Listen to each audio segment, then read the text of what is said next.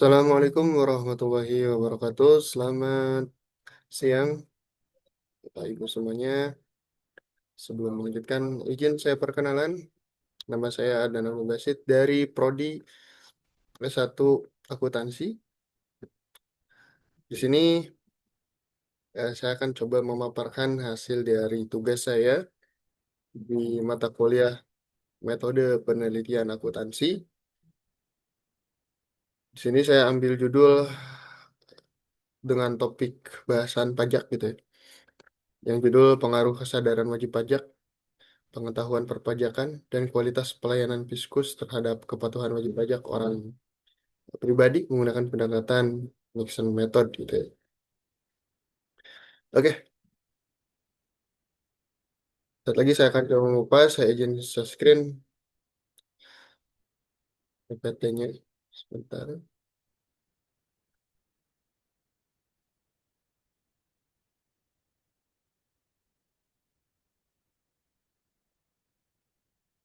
Oke,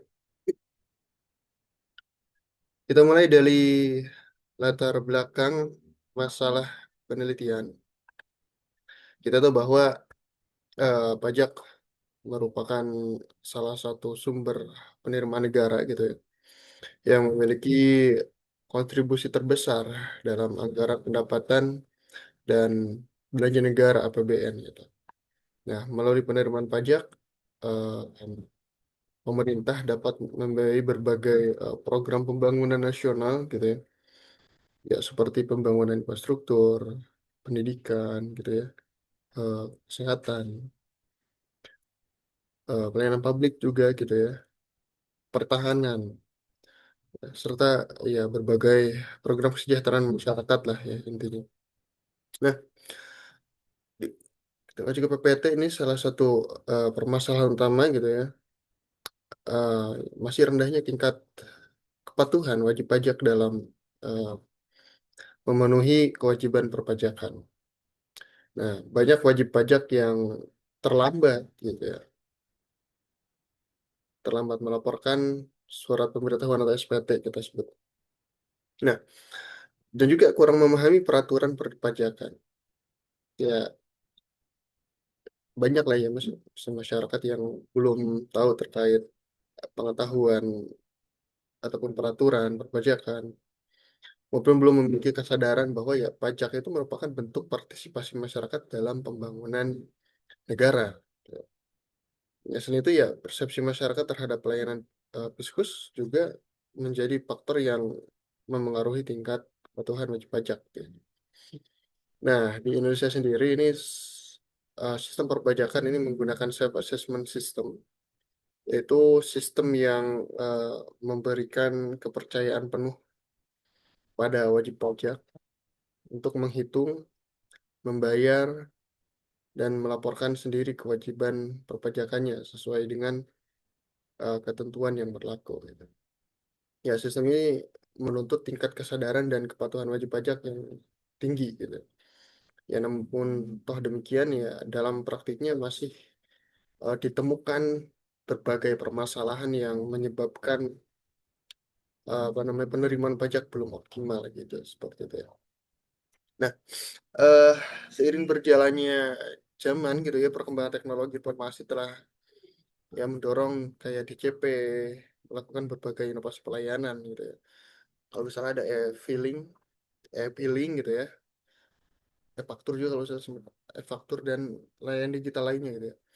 Nah, transaksi digital ini tersebut ya bertujuan meningkatkan kemudahan pelayanan sekaligus meningkatkan kepatuhan wajib pajak. Gitu. Namun kemudian keberhasilan implementasi digitalisasi perpajakan tetap dipengaruhi oleh tingkat literasi masyarakat ke- serta kualitas pelayanan yang diberikan oleh petugas pajak gitu ya.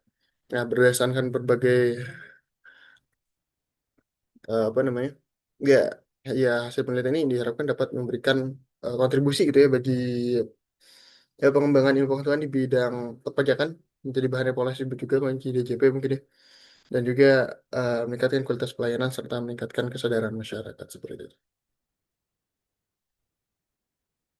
Nah, Berdasarkan dari penelitian sebelumnya ya diketahui bahwa pelanggaran wajib pajak ini mempengaruhi berbagai faktor gitu ya. Di antaranya kesadaran wajib pajak, pengetahuan perpajakan, kualitas pelayanan fiskus, sanksi perpajakan, dan kemudian sistem administrasi perpajakan. Nah, karena itu diperlakukan penelitian yang mampu menganalisis hubungan antara faktor-faktor tersebut secara lebih komprehensif. Nah, penelitian ini menggunakan pendekatan mixed method, yaitu eh, mengombinasikan metode kuantitatif dan metode kualitatif. Ya, pendekatan kuantitatif juga untuk mengukur pengaruh variabel penelitian melalui penyebaran kuesioner pada responden, sedangkan kualitatif digunakan untuk memperoleh informasi yang lebih mendalam melalui wawancara dengan narasumber. Gitu.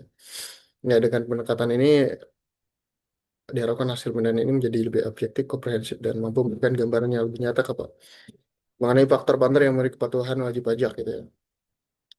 Nah ini sebagai why dari penelitian ini ada 5 itu ya. Apakah kesadaran wajib pajak berpengaruh terhadap kepatuhan wajib pajak orang pribadi? Apakah pengetahuan perpajakan berpengaruh terhadap kepatuhan wajib pajak orang pribadi?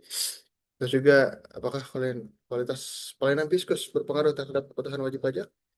Terus juga apakah kesadaran wajib pajak, pengetahuan perpajakan dan kualitas pelayanan fiskus secara simultan berpengaruh terhadap kepatuhan wajib pajak? Dan juga bagaimana pandangan narasumber mengenai faktor-faktor yang mempengaruhi kepatuhan wajib pajak di Indonesia. Mungkin ada satu eh, responden gitu ya, nggak banyak-banyak, selaku sampel aja simulasi gitu ya.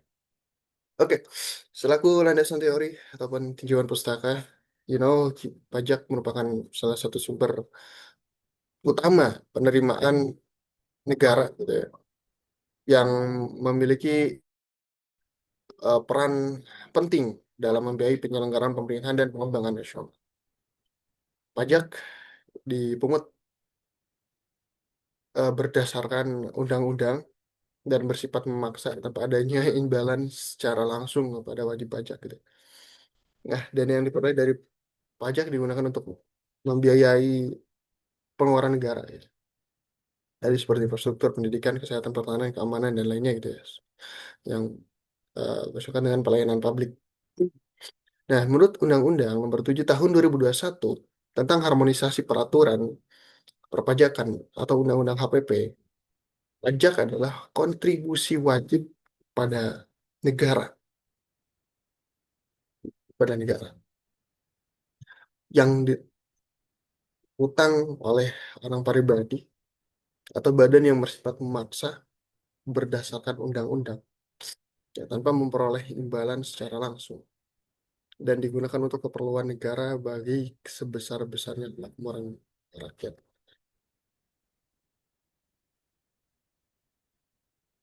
Nah, terus fungsi pajak itu.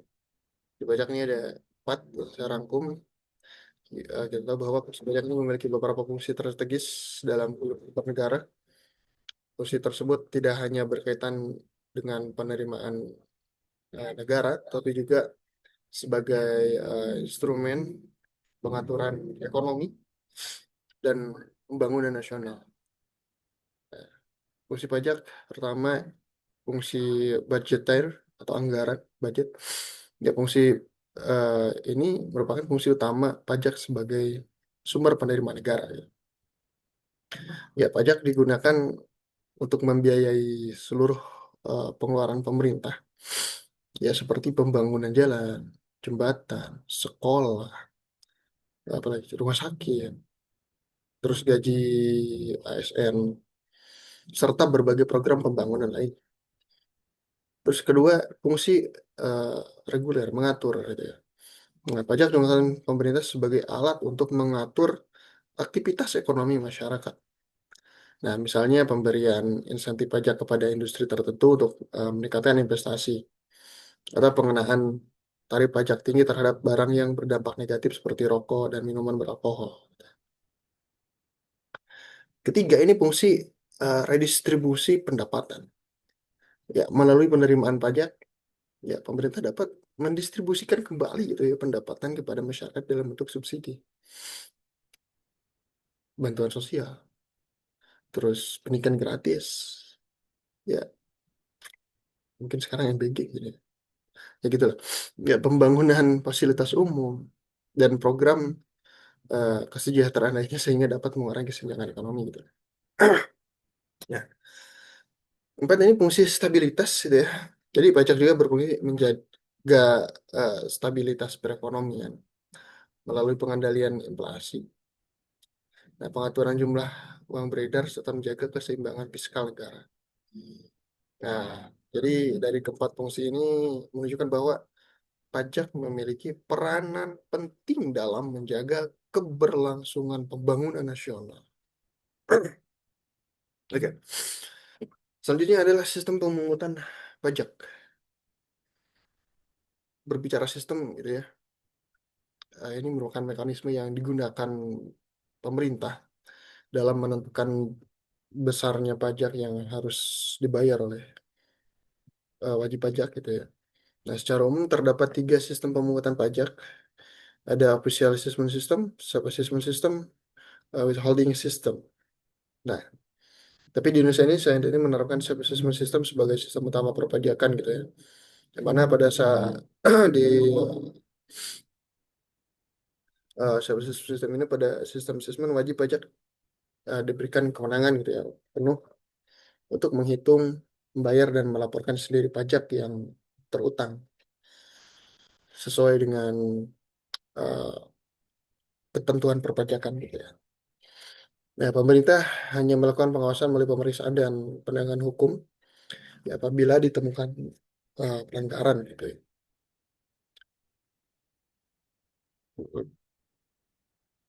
Oke, tadi official system ini ya wajib pajak bersifat pasif karena hanya menerima ketentuan pajak dari pemerintah gitu ya.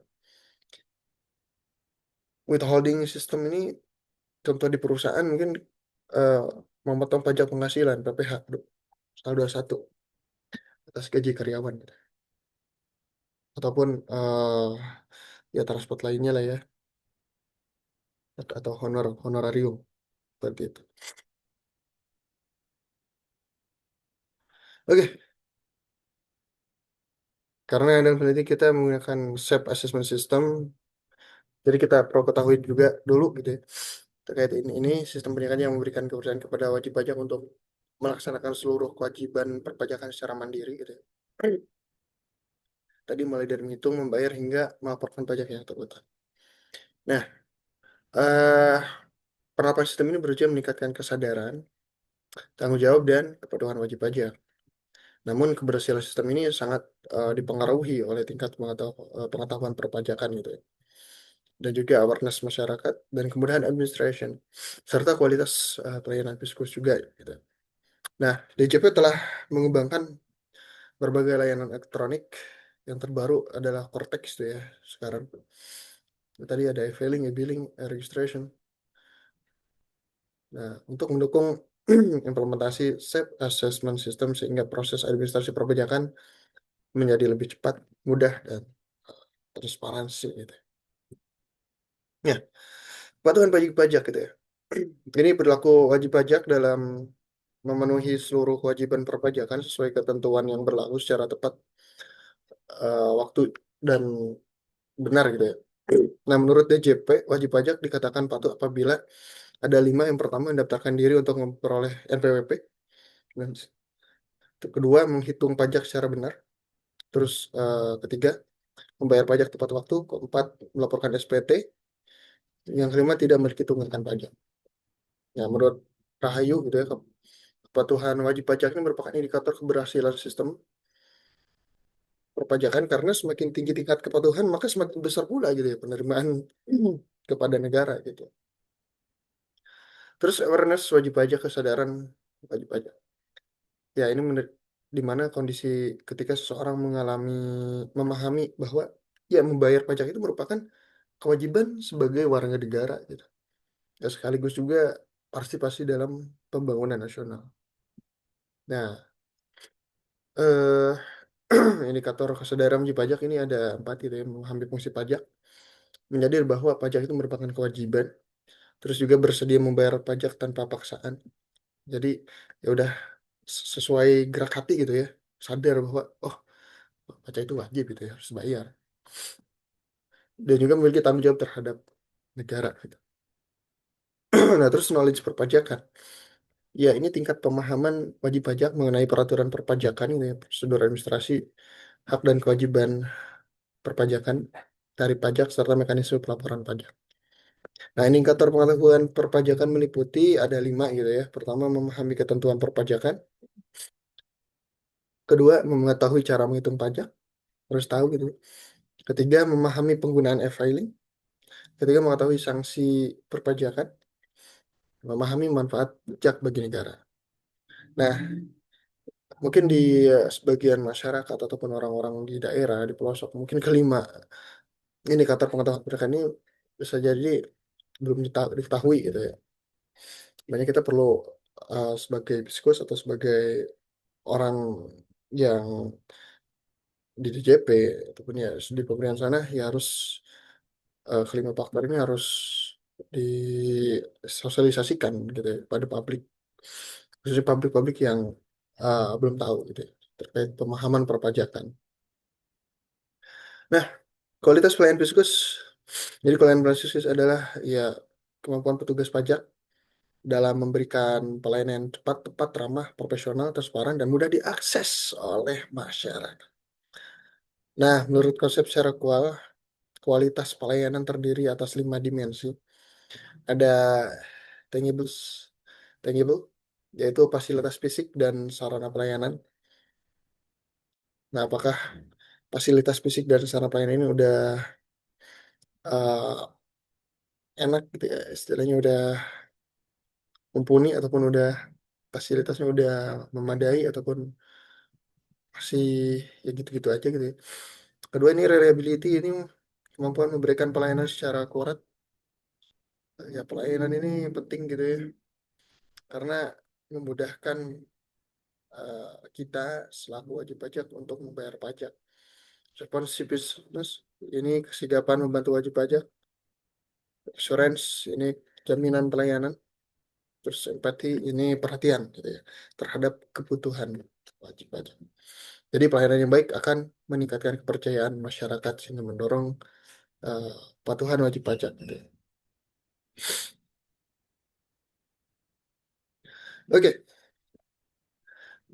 di metode penilaian ini tadi menggunakan mixed method, yaitu metode penelitian yang menggabungkan ya, pendekatan kuantitatif dan kualitatif gitu ya dalam satu penelitian. Tadi pendekatan kuantitatif ini mengukur pengaruh variabel independen terhadap variabel dependen melalui penyebaran kuesioner kepada responden. Di sini cuma satu gitu ya. Sementara pendekatan kualitatif dilakukan melalui wawancara mendalam kepada satu narasumber guna memperoleh informasi lebih komprehensif melalui faktor-faktor yang memberi kepatuhan wajib pajak. Nah, desain mixed method ini digunakan adalah explanatory sequential design. Itu penelitian diawali dengan pengumpulan dan analisis data kuantitatif, kemudian dilanjutkan dengan pengumpulan data kualitatif untuk memperkuat dan menjelaskan hasil analisis kuantitatif. Nah, ini kerangka berpikirnya. Ya, penelitiannya berdasarkan pada teori of uh, planned behavior atau TPB yang menyatakan bahwa perilaku seseorang dipengaruhi oleh niat, behavior retention. Sedangkan niat dipengaruhi oleh sikap, norma subjektif dan persepsi kontrol perilaku. Nah, dalam konteks perpajakan, kepatuhan wajib pajak dipengaruhi oleh beberapa faktor. Tadi, kesadaran wajib pajak, atau di sini variabel X1, pengetahuan perpajakan, ini X2, dan kualitas pelayanan fiskus, ini X3. Nah, ketiga variabel tersebut diduga memiliki pengaruh terhadap kepatuhan wajib pajak, ataupun variabel Y, gitu ya. Oke. Nah, ini hipotesis penelitian disusun berdasarkan teori dan hasil penelitian terdahulu. Satu ini kesadaran wajib pajak berpengaruh positif terhadap kepatuhan wajib pajak. Kedua, pengetahuan perpajakan berpengaruh positif terhadap kepatuhan wajib pajak. Ketiga, kualitas pelayanan fiskus berpengaruh positif terhadap kepatuhan wajib pajak. Keempat, kesadaran wajib pajak berpengaruh positif terhadap kepatuhan wajib pajak. Nah, ini teknik pengumpulan data. Eh, Data penelitian diperoleh melalui 2 metode. Ada kuesioner dan wawancara. Kuesioner ini digunakan untuk memperoleh data kuantitatif responden gitu ya terhadap variabel penelitian. Ini skala pengumpulan menggunakan skala Likert 5 poin gitu ya, sangat setuju, setuju, netral, tidak setuju dan sangat tidak setuju. Terus ini wawancara juga. Ini pendekatan kualitatif dilakukan melalui wawancara semi terstruktur kepada satu orang gitu ya teman saya. Ya, lulusan sarjana teknik. Nah, ini wawancara bertujuan peroleh informasi mengenai faktor penyebab ketuhanan wajib pajak, kendala pelayanan perpajakan, efektivitas sistem self-assessment, pengaruh digitalisasi perpajakan, strategi peningkatan kepatuhan wajib pajak. Nah, sebagai gambaran umum penelitian, ini kita membahas hasil dan analisis. Jadi penelitian ini bertujuan untuk menganalisis pengaruh kesadaran wajib pajak, pengetahuan perpajakan dan kualitas pelayanan fiskus terhadap kepatuhan wajib pajak orang pribadi. Nah, penelitian ini menggunakan pendekatan mixed method explanatory sequential, yaitu analisis kuantitatif melalui penyebaran kuesioner kepada 100 responden. Sorry, ini maksudnya satu responden gitu ya, bukan 100. Jadi ketambahan 0. Kemudian diperkuat dengan wawancara kepada satu narasumber. Jadi, bukan seorang lulusan sarjana pendidikan. Oke, dari hasil penelitian, ya karakteristik responden tadi laki-laki satu orang, 25 tahun umurnya, terus S1. Nah, dari statistik deskriptif variabel, karena cuma satu orang ya,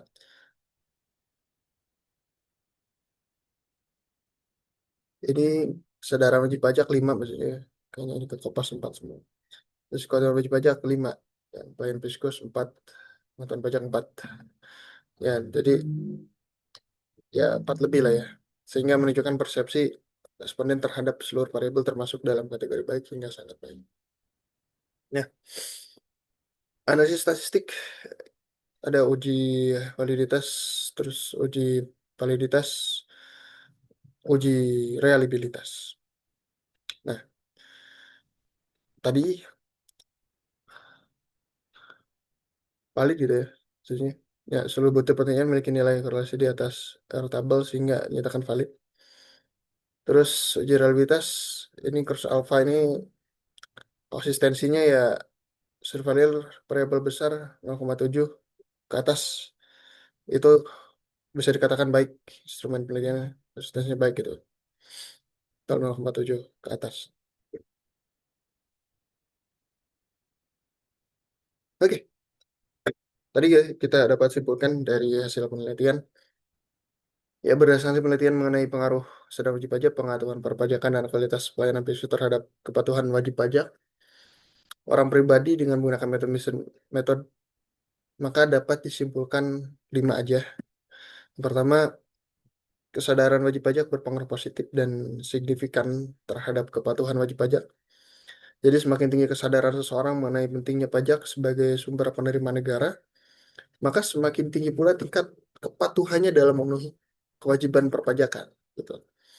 Nah, terus yang kedua adalah pengetahuan perpajakan berpengaruh positif dan signifikan terhadap kepatuhan wajib pajak. Nah, jadi wajib pajak yang memahami peraturan perpajakan dan tata cara pelaporan SPT serta penggunaan layanan digital perpajakan cenderung lebih patuh dalam melaksanakan kewajiban perpajakannya. Nah, terus kualitas pelayanan Fiskus berpengaruh positif dan signifikan gitu ya, terhadap kepatuhan wajib pajak. Nah, pelayanan yang profesional, cepat, ramah, transparan, dan berbasis teknologi mampu meningkatkan kepuasan serta kepercayaan wajib pajak kepada otoritas perpajakan. Nah, empat secara simultan, eh, awareness atau kesadaran wajib pajak, pengetahuan perpajakan, dan kualitas pelayanan Fiskus berpengaruh signifikan terhadap kepatuhan wajib pajak. Hasil analisis regresi menunjukkan bahwa ya ketiga variabel mampu menjelaskan sebesar 0,18% variasi kepatuhan wajib pajak, sedangkan sisanya dipengaruhi oleh faktor lain seperti sanksi perpajakan, moral pajak, tingkat pendapatan, kebijakan pemerintah. Nah, terus juga hasil dari wawancara dengan narasumber mendukung hasil analisis kuantitatif narasumber menyatakan bahwa ya peningkatan kepatuhan wajib pajak tidak hanya dipengaruhi oleh penegakan hukum, tetapi juga oleh edukasi perpajakan, terus juga peningkatan kualitas pelayanan, serta pengembangan teknologi informasi dalam administrasi perpajakan. Nah, ini saran ada tiga kepada DJP, harap gitu ya, terus meningkatkan kualitas pelayanan kepada wajib pajak melalui digitalisasi pelayanan, terus juga ya tadi penyederhanaan prosedur administrasi perpajakan jangan dibuat rumit gitu ya, serta peningkatan kompetensi petugas pajak. Mungkin perlu disertifikasi tuh petugas pajak-pajak gitu ya, ataupun di training. Terus juga ya selain itu kegiatan sosialisasi dan edukasi perpajakan perlu itu dilakukan secara berkelanjutan agar masyarakat memiliki pemahaman yang lebih baik mengenai hak dan kewajiban perpajakannya. Nah, terus kedua ini bagi pajak, wajib pajak, sorry, ya diharapkan lebih aktif mempelajari peraturan perpajakan yang berlaku, memanfaatkan layanan digital seperti e-filing dan e-billing, serta meningkatkan kesadaran bahwa pembayaran pajak merupakan bentuk partisipasi dalam pembangunan nasional. Nah, bagi peneliti selanjutnya, mungkin ya harap dapat menambahkan variabel lain yang memengaruhi kepatuhan wajib pajak seperti sanksi pendapatan, terus kepercayaan terhadap pemerintah, moral pajak, penggunaan teknologi informasi, maupun persepsi terhadap keadilan pajak. Nah, jadi penelitian ini juga dapat dilakukan pada jumlah responden yang lebih besar gitu, ya, serta menggunakan wilayah penelitian yang lebih luas gitu, ya. Jangan hanya satu kota atau satu kecamatan, gitu, tapi coba mungkin beberapa provinsi gitu ya, supaya hasil penelitian semakin representatif gitu ya. Oke, itu mungkin terima kasih. Ada pertanyaan? Cukup ya? Oke, mungkin itu aja yang bisa disampaikan terkait uh, hasil dari penelitian akuntansi yang berjudul Pengaruh Kesadaran Wajib Pajak, Pengetahuan Perpajakan dan Kualitas Pelayanan Fiskus terhadap Kepatuhan Wajib Pajak Orang Pribadi Menggunakan Pendekatan Mixed Method. Oke, ini tuh. Mohon maaf apabila banyak kesalahan. Terima kasih banyak. Ini menjadi pembelajaran bagi saya terkait penyusunan metode penelitian akuntansi. Menuju sekian. Terima kasih. Assalamualaikum warahmatullahi wabarakatuh.